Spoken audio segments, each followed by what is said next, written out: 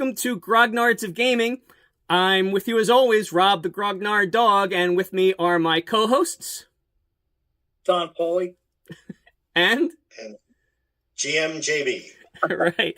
And Paul, at the end of our last episode of Grognards of Gaming, episode 21, pre-made packaged RPGs versus original stories, you had suggested that for our next episode, which would have been this episode, we talk about episode 0.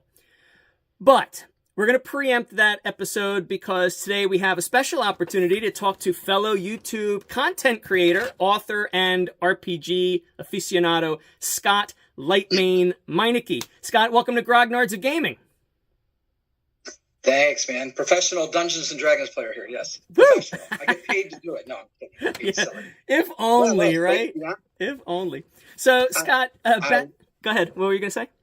I enjoyed the episode with the Dungeon Minister on. That was a lot of fun for you. Wasn't that great? I know. I was so excited to have him on. I wish I could go to Clericon. I know. I told him I told him I want to go to DruidCon, but you know. Yeah, he's currently running a gaming con up there in Canada at his parish, and he's live streaming it as we're recording this, and it's a lot of fun to watch and comment and everything. I'm trying to think if one person would show up if I tried to run not a Clericon, but something equivalent to that. If I rented out a place, who's going to drive it to Chicago? I know. How many people do I know on YouTube who live near Chicago? But some of these people went 500, 600, 700 miles, I'm told. I know. Years ago, there was a friend of mine up in the Poconos, actually a couple of friends of mine who decided that they wanted to start a convention. I don't think it still goes, but something called PoCon. And they did. They made a deal with a local hotel, and they rented out a bunch of the things and made sure that he balanced what he thought people were going to pay, as opposed to, he usually didn't turn a profit. He usually almost came out even, but it was just the fun of doing it. And I remember that it's possible to do that, locally. Yeah, I wouldn't even know what to do, but he did it, and I'd love to go. Maybe one year I'll go. We'll see. Yeah, I'm hoping to be able to go in a couple of years. I feel like making a trek to Canada. Sure. That'd be fun. It wouldn't be too far for you if you're in Chicago. My family, when I was a kid, went to camping in Canada one time, so I've been up there. There you go. But anyway, so back to your show. Yeah, so back when the show was just a humble 2-host show, my then co-host Phil and we came up with the idea of doing an episode on something like side hustles and other creative ventures inspired by RPGing. And so in addition to being a role-playing gamer and a podcaster, Phil is also a game designer and an author and so on. And so it promised to be a good episode, but then as fate would have it, Phil's work and family obligations required him to step down from Grognard. So I managed to assemble this motley crew here, and the topic was shelved for a while. But now we actually have the opportunity to finally do an episode on that topic, having you as our guest. So you're a prolific author and a prolific YouTube content creator and a talented improvisational musician, among other things. And many of those things, not all of them, but many of them have spun off of your love of the Dungeons and Dragons RPG. So let's start with that. Can you please tell our audience your origin story with respect to your entree into role-playing games? How did that happen? When did that happen? Well, I'd hardly call myself a prolific author. Let's start there. But whatever. D&D, how did that start? I'm going to be going off to college at Luther College in Decorah, Iowa. I'm going there, and I had to contact my roommate. We get on the phone, he goes, "Have you ever played Dungeons and Dragons?" I go, "What's that?" So he goes, "Oh, it's the greatest game, blah, blah, blah." So I go there, and he wants to set up a game, and I meet somebody who's talking to me about the game and trying to explain the game to me. And I write about this in a little article I wrote the first time I played Dungeons and Dragons. It's on my blog.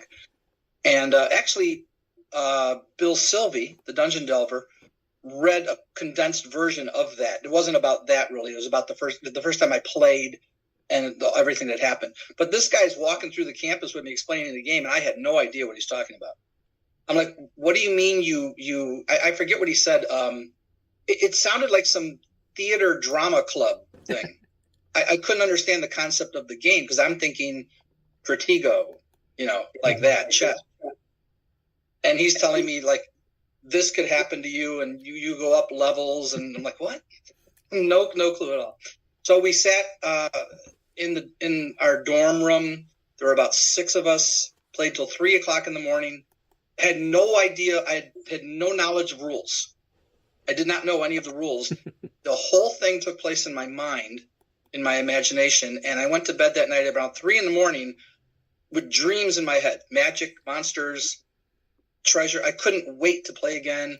All I was thinking about, we were in the Orc Cave. We were playing the Keep on the Borderlands. I didn't know that at the time.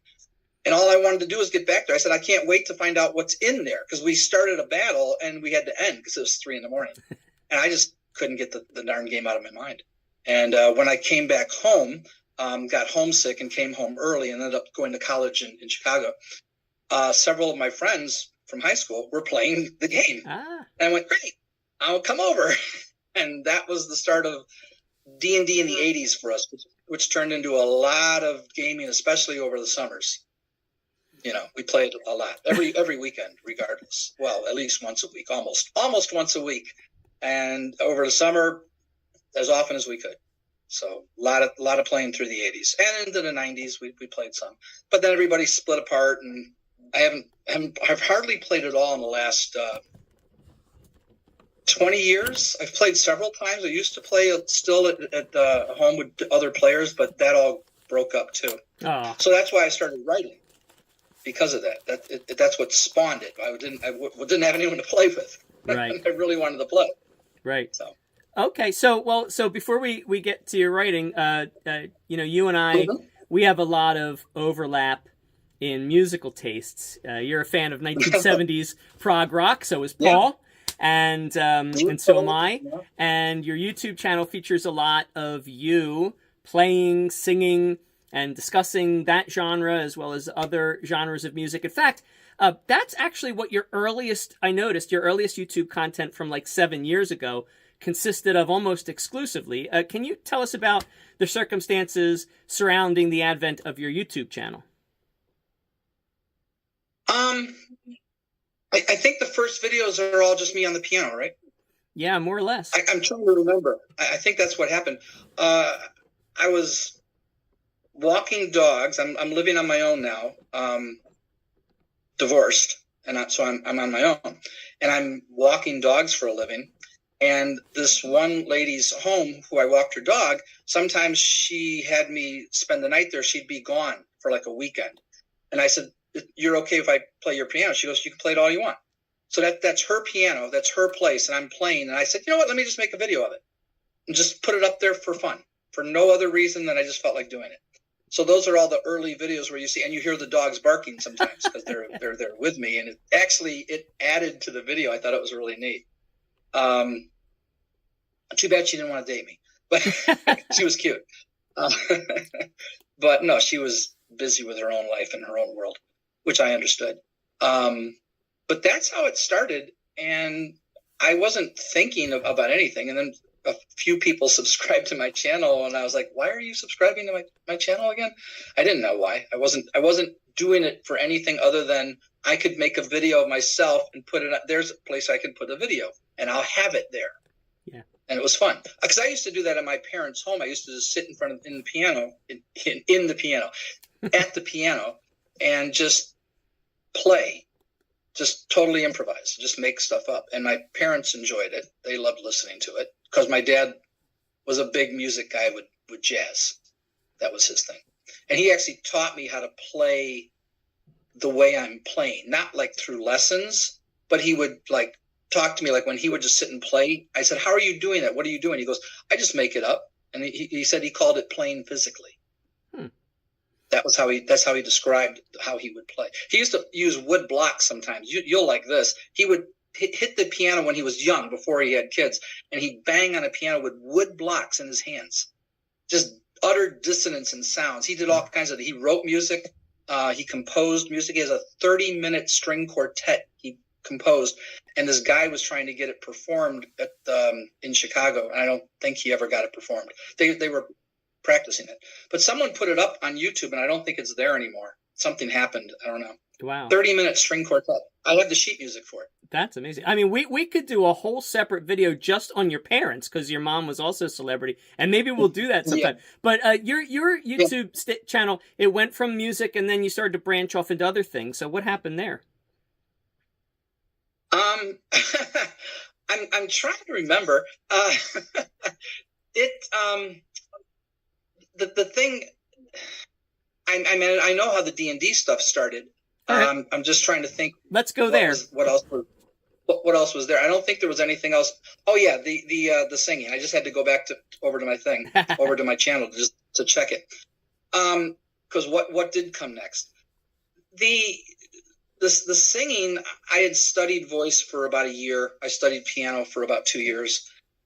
So I was making piano improvisation. So I thought, well, let me try making some recordings of me singing music just to try it. So that's how that happened. And then the D&D stuff started when I started writing the book, which is a whole different thing. And I wasn't even thinking about putting it on YouTube when I wrote the book. I just wanted to see if I could write an entire novel of a story that felt like D&D. That was the whole thing. That was the whole concept. Okay, so I'm going to ask you one last introductory question, and then I'm going to shut up and let Paul and John talk to you. But so yeah, as you say, it was about 2 years ago, as of the recording of this, that you introduced an audiobook version narrated by you of your fantasy novel series, Forestera's Fate. So why don't we kick off our full panel discussion talking about your campaign world, how it came about, how it became into a book, how it became into an audio book, and everything. Go ahead. Well, before I was divorced, I was working on my game, and I was going to take my family, my wife and our children, who once they got old enough, my plan was, and maybe a couple other players, to take them through B2. Keep on the Borderlands, because that's my favorite module. I've played it, I've DM'd it, and I'm like, I'm going to really work on this thing and really flesh it out. And just because I've never done that, we just kind of went through it basically. We weren't very good. We just, you didn't really flesh out the details. So now I fleshed out the details for me, for what I would consider fleshing it out.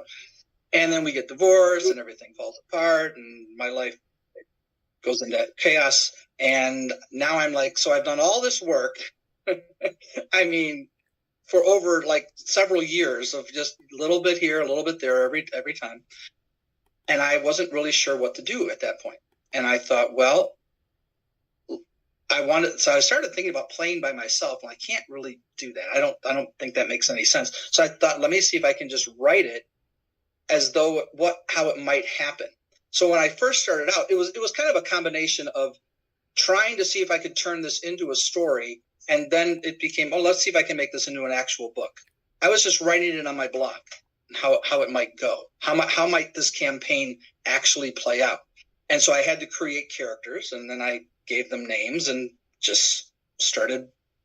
Then they went adventuring, and I'm writing what they're doing, and it turned into, from there it developed into what I ended up with, which is a full novel. And then I wrote a second novel, and since then, I've written 2 short stories, and I'm writing other stuff right now. So we'll see how that goes. But yeah, it was. I did all this work, so let's see if I can turn it into a story and see what happens. Of course, I had to change some things from B2. The Mad Hermit isn't exactly the same as it is in the, because you've listened to it. I have. So, Yeah. Paul, it looks like you wanted to say something. Go ahead. Actually, I'm going to hold off my questions until after John goes. Oh, all right. Go ahead, John. I think I had a question. Now, I guess it's almost moved from what you just described, but did you have any problem writing other people's characters and have to get permission from them to do certain things with the characters? Oh, no, I've kind of wondered about that, because I know that there's other people who have created properties based on role-playing games, but I'd always kind of wondered it affected you, Mhm. if other people had a say in what their characters were or did, or Yeah, I created the characters. I originally had 7 characters that I just created, and then I decided to go with an 8th one because I really wanted a gnome illusionist thief in the party, which I call him an illusionist rogue because I think rogue is a much better title for that character. But that's nothing. So that became the 8th character. I'm like, that's a lot of characters, but let's see if I can do it. And then I had to decide who's going to say what, and I'm literally like, it's like I'm imagining 8 people are playing the game and I'm the dungeon master. So what are they going to say to each other and how are they going to talk? And as a dungeon master, what should I have happen? And I'm sitting there being player and dungeon master at the same time, turning this thing into a story. So it was really interesting. But as far as the module, I didn't know if there would be copyright issues. There probably would be if this became, this started to sell. And I might have to rewrite it to avoid that. But I didn't, at the time, I wasn't concerned about it. And it's never been an issue of now because almost nobody's seen the book. So I don't think it's an issue. But yeah, I mean, it might not be. I don't know. I would assume it would be because I'm using things directly from that module. Where book 2 is all my own. Book 2 is my own creation completely. So that's the Caves of Ordered Randomness. Is that? Caves of Ordered Randomness. Those are my caves. Stay out of them. They're not the Caves of Chaos. Actually, well, I don't want to say who created the caves. Okay, you can fair probably enough. figure it out. Well, no, you know because you've read the first book, so you know who created the caves. Yeah, but maybe you forgot. I don't want to give away any spoilers. Yeah. Okay. Yeah, buy the book. But they were created. They were created by someone in the book who made them. So right. Yeah, and that's also sort of a segue to your short story, right? Yeah, I like blending fantasy and reality. I like kind of like meshing them together. I feel like Sheila and I are in a relationship now. Sheila being the deity from the Forestera. Yeah. It feels weird, I'll tell you. But the writers have said this, that they connect with their characters on almost a spiritual level because you get to know the characters so well. Like initially I had a crush on Latia. It didn't take long. It's like Prometheus, is it that? Or not Prometheus. Crush on an imaginary character. Okay. It's like Pygmalion. Yeah, it's fun. There's a lot of fun. And I'm still having an absolute blast with what I'm doing. So it's just great to do it. Well, I didn't know writing was this much fun. Oh yeah, I mean I love to write, but that puts the short story that you wrote, Sheila and the Dungeon Master, in a whole new light. I was wondering where you got the inspiration for that, and it is sort of a Pygmalion kind of thing. So that's really interesting. Have you listened to the second one yet? I haven't yet. But okay. So I actually listened to the audiobooks, but the Dungeon Minister, he bought the paper books for his sons, and he loves them. They love them. They like read them over and over again, according to him, and they're all creased and everything. Fleetwood read the first one, which is 400 and 500. I forget how many pages it is. It's big. I've got it right here. Yeah. He read it twice. He read it twice in 4 days. Oh. It's 540 pages, twice in 4 days. God bless that kid. He said he read. The Dungeon Minister was telling me this, that he read this one, The Caves of Ordered Randomness, in 1 day. Oh. Now this one is a little shorter, 400 and almost 500 pages, 480 pages. So I don't know how he reads like that, but his middle son has read the first book. I don't know if he's read the second book. God bless those boys. So, and was that the intended audience? Was it young readers? Who was your intended audience when you were writing it? I wasn't concerned. I wanted it to be available to younger. I didn't want it to be for like my short stories, which are a little more adult themed. The books are not. They're kind of PG-13 a couple times, and of course there's all the battles, which is violence. So that makes it PG automatically. But it's designed so that the kids can read. Actually, a 10-year-old kid is reading my book right now, and he loves it. So maybe that's my target audience. I don't know. but an old grognard like us left a review on Amazon and said it reminded him of Beck Me, and that he loved it and would highly recommend it for people who like D&D, but wouldn't recommend it for people who don't play D&D. He says it right in the review, so it's kind of neat. And I'm Facebook friends with him now. Yeah, nice guy. Actually sounds like it's a gateway into getting new players into the game as well. Well, based on the response I'm getting from this 10-year-old kid who doesn't even know what Dungeons and Dragons is, and he's like, "Hey, Scott," every time I see him like once a week because I walk dogs. And he goes, "Yeah, I'm up to," and he tells me what chapter he's on. And I said, "What's your favorite part?" He goes, "The battles." He's just into the battles. He loves when they start fighting monsters. I'm like, good. That's what I want to hear. So, yeah, it's really been great to hear. I just wish I could get more and more people to do it, but yeah, I'm self-published on Amazon. I don't have a publisher. What are you going to? Have you ever heard of November Novel Writing Month? No. There's a group online that does this thing where they do novel writing in November, and they make it like a self goal of everybody who joins it has a goal of writing a certain amount of thousands of words by the end of the month to create a novel, and it's supposed to kind of be an incentive for people to write more. And there's a lot of people usually involved with it too. It's called November Novel Writing Month, and they have all sorts of different things for people to take part in as far as support structures and things like that. But I had tried to do it a couple of times. Michelle one year had tried to do it. Actually, over a couple of years, we tried to do it, and neither of us could get through it. It's very hard to write, like 1,200 words a day. To even get that done so that you, by the end of the month, have like 50,000 words. And, that's very tough. Yeah. I wrote that first book in 4 months, and the second book I wrote in a period of 6 months. I don't know how I did it that fast, but I went over a year between the two books without writing anything because I was frustrated because I didn't know how to get my book to sell, and it made me frustrated, and I couldn't write.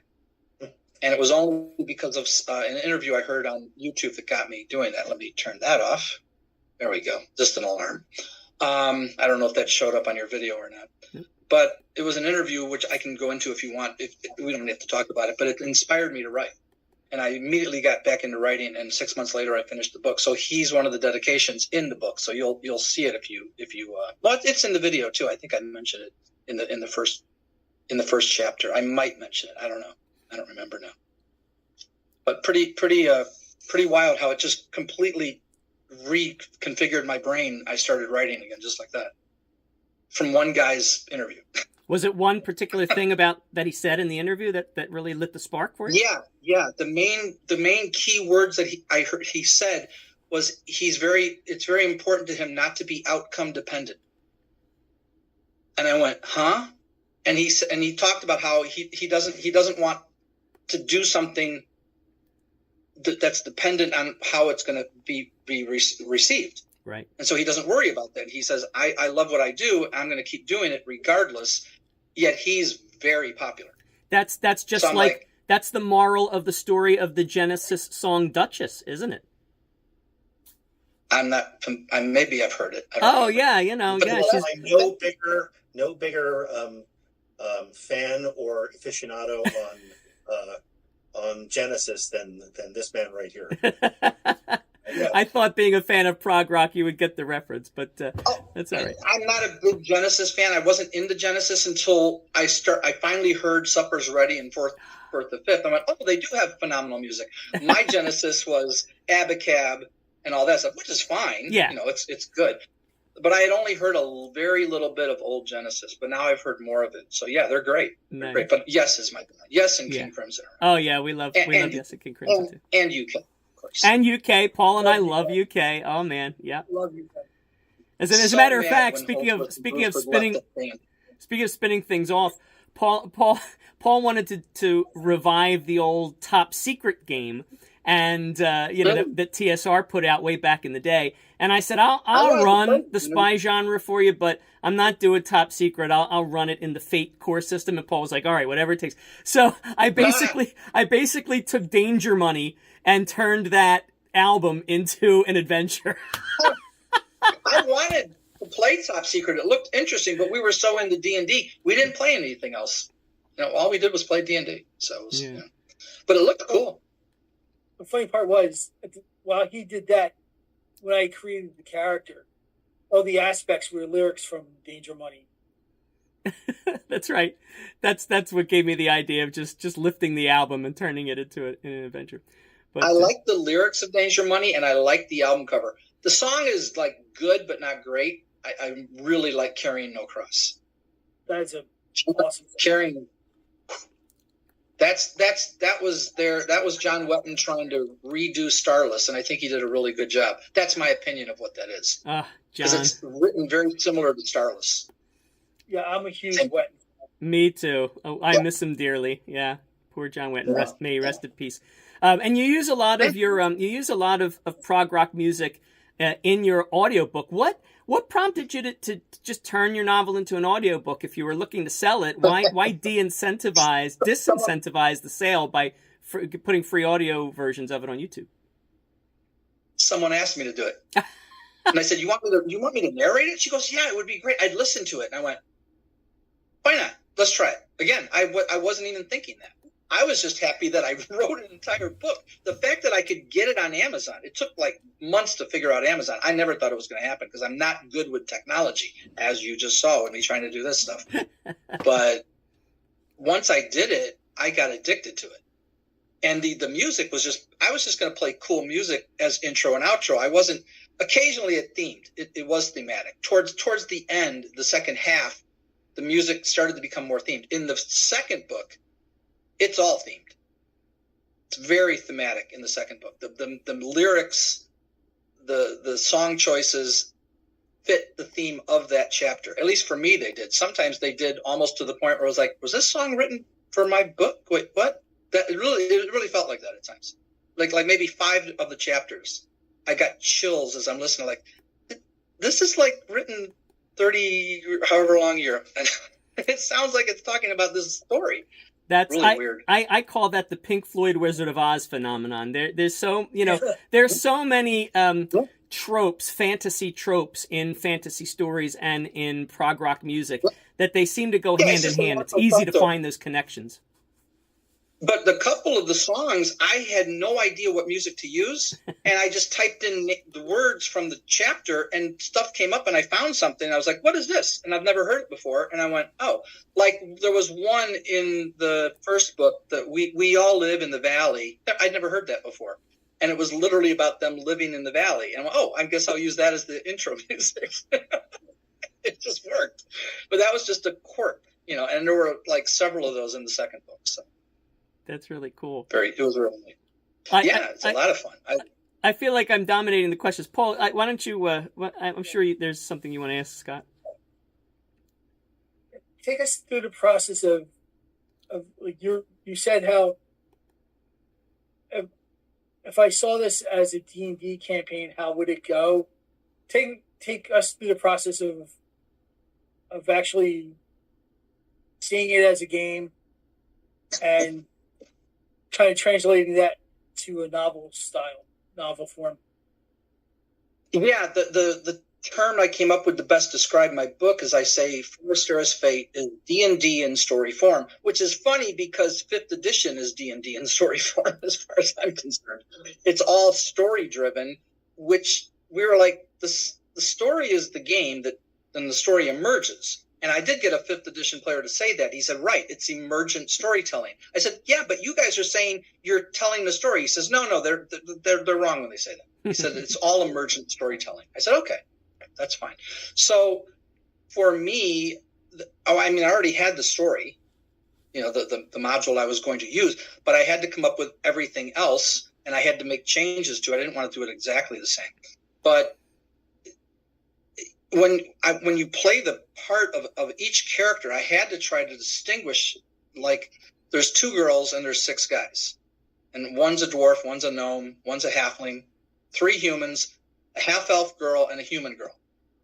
And they all have their own classes, so it's a real balanced party. And I had to try to come up with how they're going to approach this stuff. And I wanted them to all not, I didn't want them to all be the same. It's really hard to do that, though, because I had to develop these characters. I think I developed that more in the second book because I'm really getting to know the characters now, and I'm distinguishing through them.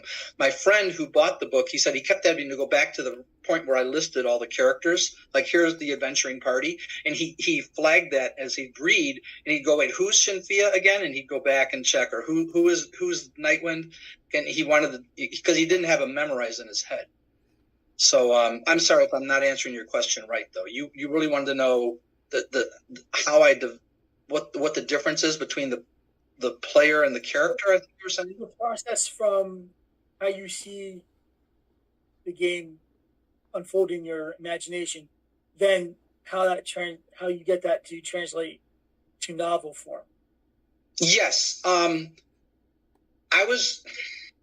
When I said D&D in story form, for me, this was going to be, if D&D was real, and the magic and the monsters were real, and there were no characters. This wasn't a game, but these people are actually real, living a real life. What would that be like?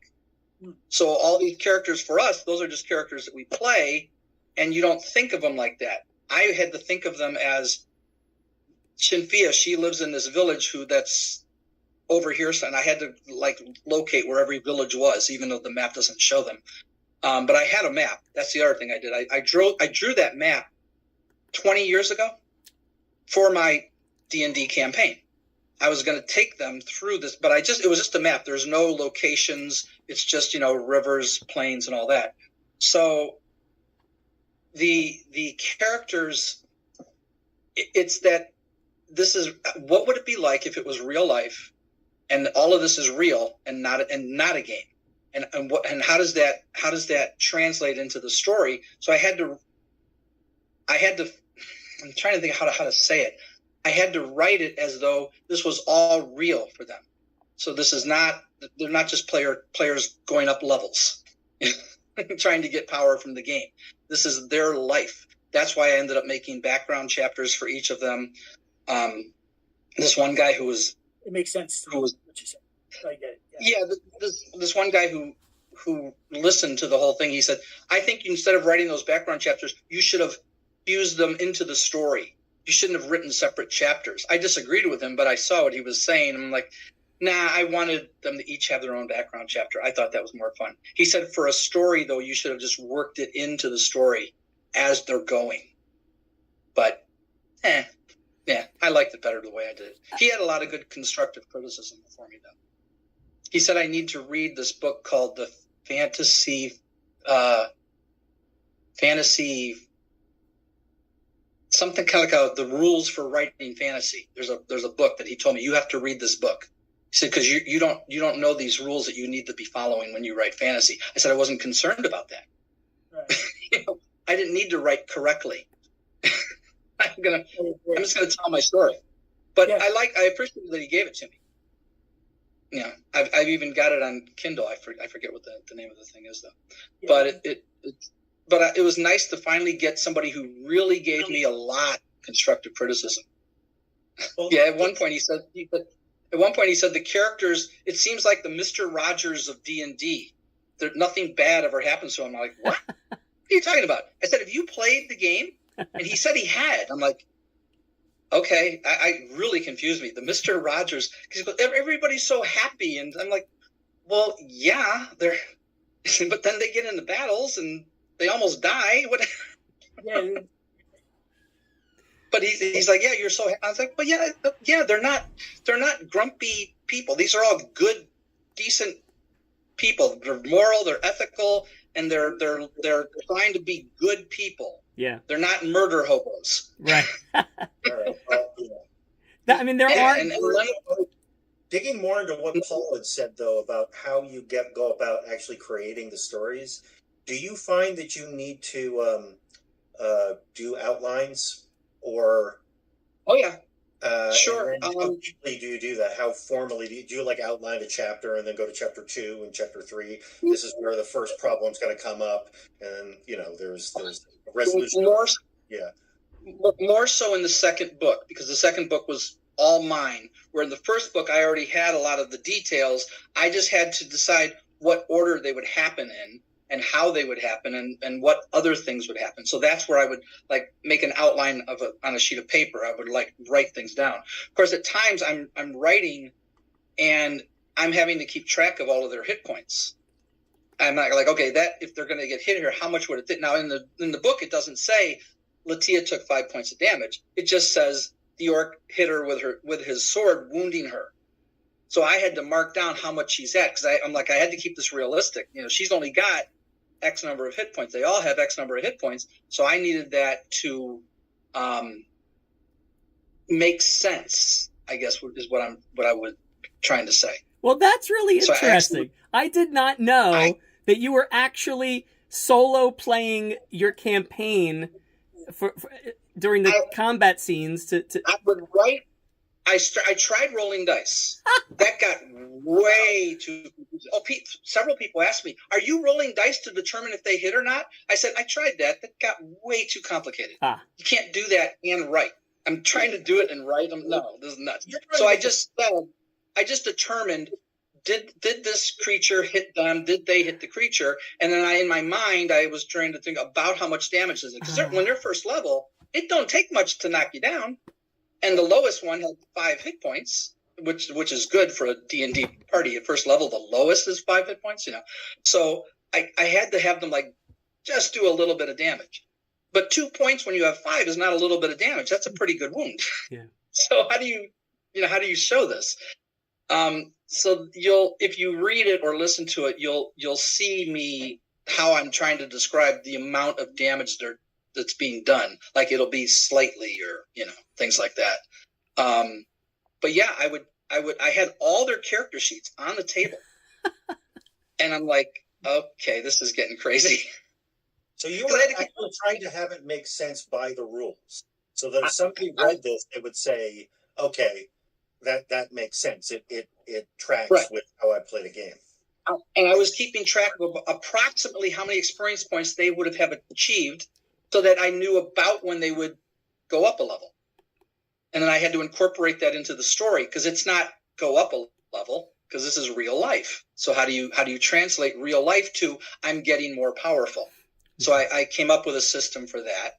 I also came up with my own style of writing, which is unorthodox, and I probably should have done it slightly differently, which is what I'm doing now in my short stories. I've changed it. But the 2 books are written in the style of a play. I need to point that out to you guys. It'll say their name, and then it will be what they say. And I did that every single time, and I don't think I needed to do it every single time. I think that needs to change. Now I don't do that at all. It's still the same style that I'm doing, but I never say the name first unless I would say something like, Latia smiled at him, and then it would say something like that. It wouldn't just go Latia and then what they said. So I'm trying to write it differently, because somebody pointed out to me that the way I had written it, it took them out of the narrative. It pulled them out of the narrative. I mean, I thought that was a really interesting criticism. I have a book on my shelf right behind me, a book of plays by Sophocles. That's how Sophocles wrote his stories, so Yeah. Oh, and it doesn't put you out of the narrative in the narration. But if you're reading it, he said it tended to pull him out, and someone else told me that too. But I've had people read my book and say they loved it. So, you're going to you can't possibly please everyone. And I didn't mind the play thing, and I liked that I came up with my own style that I just literally invented. And I'm not worried if anyone else had done it or if I'm copying anybody. I'm not, but I'm not purposely copying anybody. Yeah, I found your style very entertaining. It's very much like the way the title, your style of writing. Oh, style. I found it very entertaining because the conversation among the characters it's very reminiscent of how we might actually talk to each other quasi in character around a gaming table when we were, first playing Beck Me and that kind of stuff. So I thought it fit perfectly. Right. The story was originally called The Adventurers. That's what it was called. I didn't call it Forestera's Fate. I came up with it later because I wanted a better title.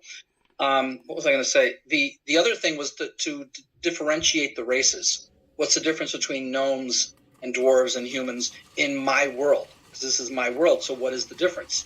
So that was another thing I tried to develop, and I think I did a decent job with that as well. And if they're not different, then what does it matter that one's a gnome and one's a human? Right, right. And you mentioned the flashback origin stories. Those were actually my favorite chapters. Although I'm always a sucker. I'm a sucker for prequels. Like I always love those episodes of The Simpsons where you see Homer and Marge when they're still dating and that kind of stuff like that. I always love that kind of stuff. So yeah, like the Night Wind and Lightmane's, their origin stories, those were my favorite. I love that. I go back in time at least once in the second book, maybe a few times. I don't remember now. So you'll enjoy it. I think you'll enjoy it. You enjoyed the first one. I'm sure you'll enjoy the second one. Yeah, I'm sorry, I cut you off, Paul. What were you going to say? I love a good origin story as well, and pretty much all my characters are created with an excellent origin story.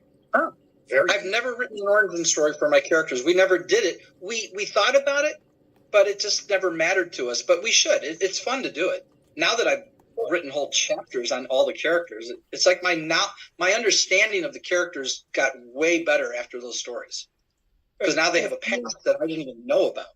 And that was another thing. I had written 2 of the 8 characters' backgrounds and had no clue what to write for the other 6. And I'm talking with my friend. I walked her dogs every morning. She goes, "Don't worry about it." She goes, "You'll be fine. Just relax. Don't worry. Stop worrying." She goes, "Just relax. Just go take a nap." And they all just formed on their own. And Shinfia is my favorite, so you know.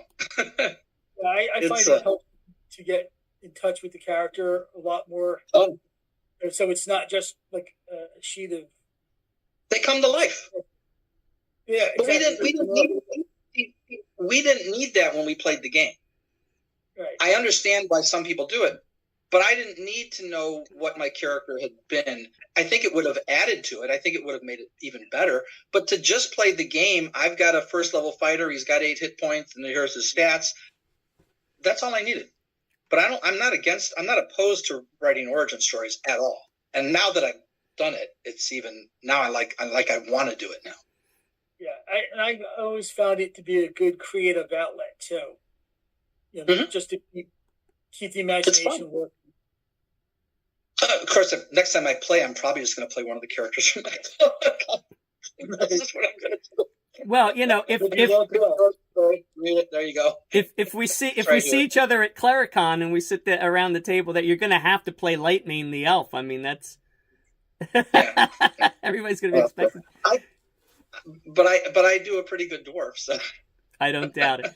So another way, speaking of bringing your characters to life, another way that you've brought your characters to life in these novels is through digital art illustrations, and you got like a real artist to do that. Tell us about that. What a great collaboration. It's beautiful artwork. Talk about connecting with your characters. When I saw those illustrations, I was like, oh, okay. I just was looking on Facebook because there are people out there trying to find jobs being illustrators. And I messaged this one girl and I just said, would you be interested? But now it's like, she lives in another country. And I'm like, can I trust this girl? She's got to be saying, can I trust him? Because when do I pay you? Right? I have to pay you for you to do this illustration. What if she doesn't give me the illustration? And she's got to say it, but I got to pay. She's not going to give it to me without payment. And she said, I can't. She goes, I can give you sketches. And she did that. And they were great. But then there was a big moment there where we weren't sure if we could trust each other. And I didn't think it was going to work out. But then all of a sudden she finished them, and she finished one, and I had already paid her for it. And then she finished it. I'm like, oh, I can trust you. Now I know I can trust you because you didn't have to send that to me because you already got paid. Right. So once that happened, then the second one came, then the third one came. But you remember how Latia looks, or do you know how Latia looks? Did you see her illustration? Yes, I did. Okay. When I told her to draw Latia, I said her hair is strawberry blonde, long strawberry blonde. So half the hair red, half the hair blonde, and it's just huge. And I looked at it and I went, oh, well, yeah, that's good. Let's go with that. He Sure. had no idea she was going to come up with that. She just came up with stuff just based on the descriptions I gave her. Like Shinthia, I said, they're very pretty, they're very good looking, but they're also strong. They're feminine, beautiful women who are physically strong, which is almost like, it's not an oxymoron, but it's rare. Right. Because in reality, they wouldn't be that strong, especially when you look at them. But boy, the characters just, it's all digital art, and she was very reasonable in her prices. I did not spend a lot of money. She needed money. Do you want to tell the audience who the artist is so that we could give her some? Yes. It's a fun name. Wiktoria Hozowska. If you go on my page, you'll see it. In the book, I put art by Wiktoria Hozowska. Mm-hmm. And she just had a baby. So she's got an infant right now she's taking care of. And she's just done some more art for me.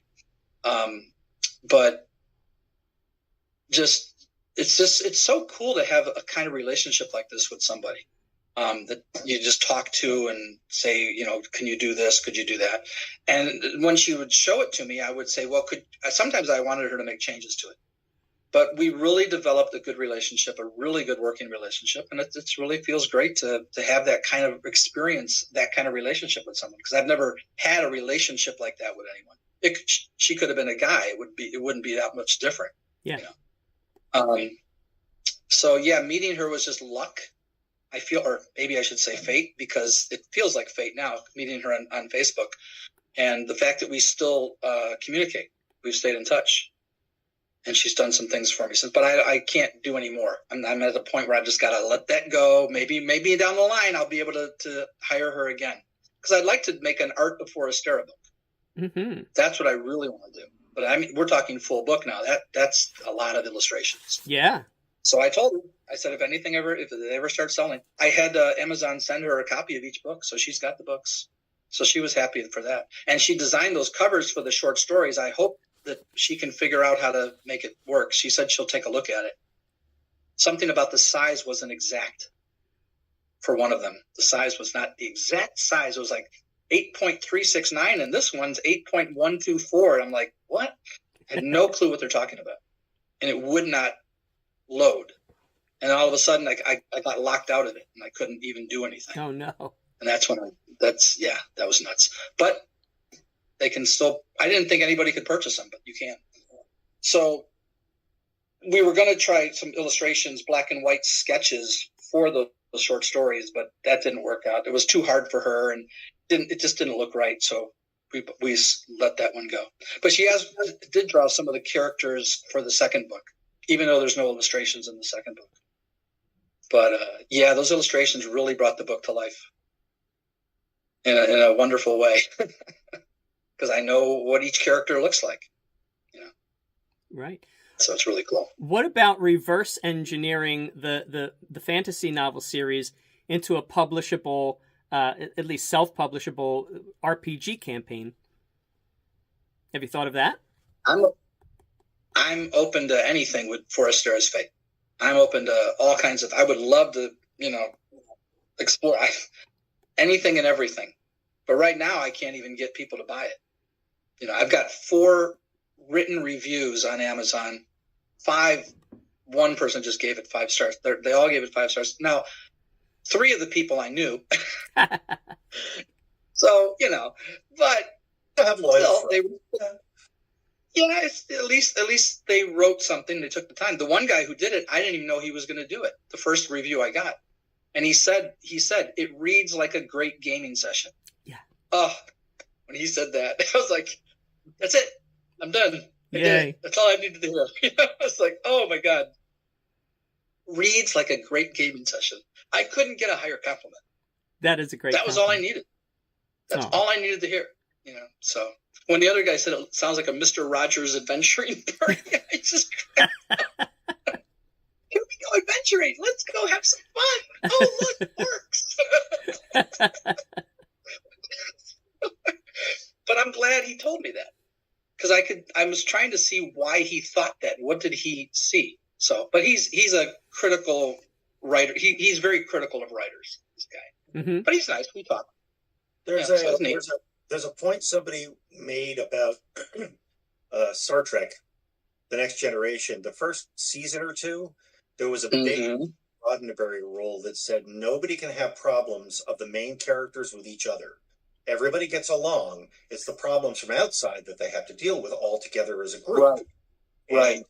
And they eventually, after a couple of seasons, when Gene Roddenberry actually let go and then actually passed, they started doing it differently, where there was more drama between the characters, and they actually kind of came to loggerheads on things and didn't really agree with things or had drama between them. But before that, started to have conflicts, right? Yeah, see, yeah.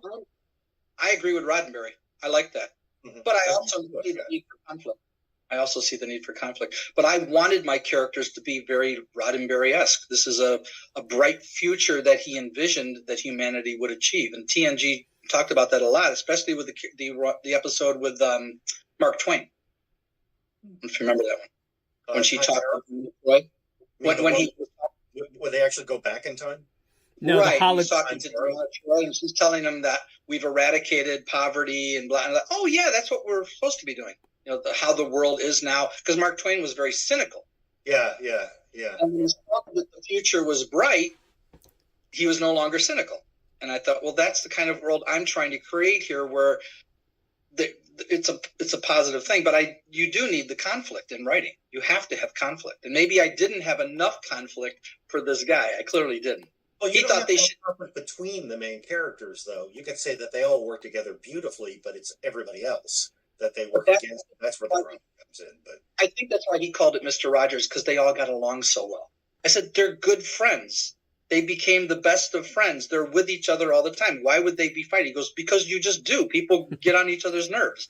Yeah, Mr. Rogers doesn't have a grumpy neighbor that get off. You're playing your music too loud. Right.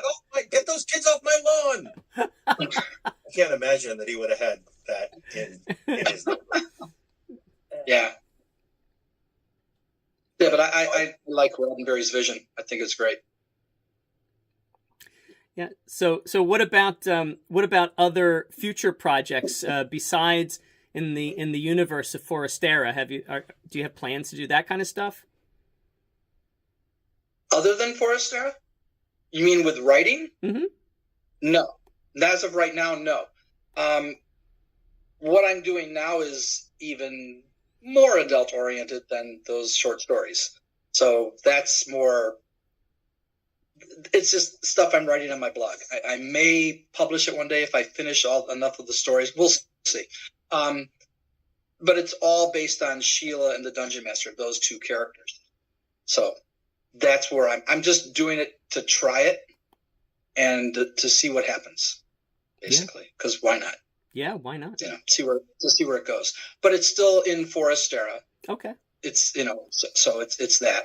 But I haven't thought of anything else. Not sure if I even have any interest in it. So we'll see. But I can't wait to hear what you think of the second book. You guys too, obviously. I could talk about my books and about D&D all day long. If I could get paid to talk D&D in my books, I'm in. That's heaven. That's my Sheila's heaven right there. Yeah, I can just do that all day long. I think we all feel that way. If we could only get this podcast monetized, we'd all be in good shape. Yeah, I could only get my books to sell. But right? It's okay. I have to accept what is and just let it go. We were trying product placement. It's just that we haven't bought up anybody. Yeah, it doesn't. These things take time. Yeah. You have the same problems I'm having. No doubt. But I do think that for a project like a self-published book, it just takes time. I mean, unless you're going to pump a lot of money into marketing. And I think that's true for any entrepreneurial endeavor, whether it spins off of RPGs or otherwise. You have to invest a lot of money into marketing to get it to take off, because word of mouth and that sort of organic grassroots growth is very slow, very, very slow. And you have to know what you're doing too, which I had no clue. I had no clue what I was doing when I went on Amazon, but I finally figured it out. So. But that's okay. I'm having fun writing what I'm writing, and that's all that matters. Yeah, I mean, that was the reason you got into it, right? Was for the fun, as I think you said that in the video that you have pinned to your YouTube channel. I think you even say it in that. You say that I didn't get into this for the money. I did this for fun, and you even said in this interview that you were not beholden to an outcome. The money would have been icing on the cake. I thought I wasn't beholden to an outcome, but when nothing emerged and it didn't do what I was hoping it would do, I got frustrated. I did become outcome dependent. Like I said, I didn't write for over a year before I started. I had written like one chapter, maybe a little bit of chapter 2, and then over a year. And then I heard, I can say his name. His name is Ren. You can listen to his interviews. Oh, the musician. Yes. He's the man who said it was important to not be outcome dependent. And I heard him say that in 2 different interviews. And then I also watched his interview with the charismatic voice. Great. She's got over 1 million subscribers, and she interviewed him. And she's something. She's a professional opera singer. That was a great interview that she did with him. But all of them were. I listened to 3 interviews of his, and that's enough. He's done a lot of interviews. That's enough. But yeah, he was a big inspiration. He inspired some things in the second book. I used 2 of his songs for intro and outro music. And one of the chapters, the lyrics to High Ren, I actually told him this. I finally got him to see one of my comments, and he hearted the comment, so I'm hoping he's checking it out. I don't know if he will. But I said it inspired some of the words in that chapter. So I hope you hope you give it a listen. So we'll see if he does. If he doesn't, he doesn't. I can't worry about it. Just got to let that go. But it was fun to incorporate his music into the stories, or that I found music that fit, and then I was able to write the chapter that used the lyrics, some of the lyrics to High Ren, that I incorporated them into the writing, and I just loved it. So, and he doesn't have a problem with it. He has no problem with people using his stuff. He's not like these people that says, "How dare you, play my music and try to benefit off of me." He even said that in the interview with the charismatic voice. He said, "My music belongs to everybody now." Oh, that's great. Once it's out there, he said it belongs to everybody. And she thought that was real generous of him. Like, yeah, that really is generous of him. Wouldn't it be nice if we were all like that? Well, that's kind of your model, isn't it? I mean, you wrote the books, you are selling them, but you put it out there for free as audiobooks on your YouTube channel. So it's a very similar concept. I've lost money on my books. I haven't made a dime. I'm still in the red. But I'd like to think that I would be generous if I had that kind of money. I'd like to think I wouldn't turn into, I won't say anyone's names, but I'd like to think that I would be better with more resources, not worse, not more stingy, more greedy. Right. But do I know that for a fact? No, I don't know. I think I would be. But I have to be honest. How do you know? Until you're there, until that happens, So, but who cares? I had a lot of fun. I still have 3 books to write. It's a 5-book series. I don't know if I'm going to write them. There's 3 more books that have to be written, but I'm like, we'll see. We'll see. All right. Well, fantastic. All right. Well, gentlemen, what do you think? Anything else you'd like to ask before we wrap it up? No, I got great answers to my question. Yeah. I'd like to thank you for coming on. I wasn't sure if I answered it well enough, but I'm glad I did. You did. Yeah. You did, most definitely. Most definitely. Yeah. Well, all right. Well, Scott, good luck. I mean, I hope, maybe this, not that we have a large viewership, but, we're part of a network of online RPG content creators. And I think we're starting to cross-pollinate, and I think that's helpful. So hopefully this will give some boost to it, and there you have it. So good luck and keep writing, and I look forward to seeing the further adventures in Forestera. Yeah. And I'm happy to do this with you because I need the experience of talking like this with other people. Being interviewed is something I'm not comfortable with. So I'm glad I did this with you guys. Well, you would never know. You would never know. Regardless of the outcome. Right. I'm glad I did. That's it. It's all about detachment. All right. Well, ladies and gentlemen, thank you for tuning in. And we promise to bring you an episode on running an episode 0 for your RPG games next time, just as we promised last time. So we hope that you'll tune in then. And until then, thanks for tuning in. Happy gaming. See ya.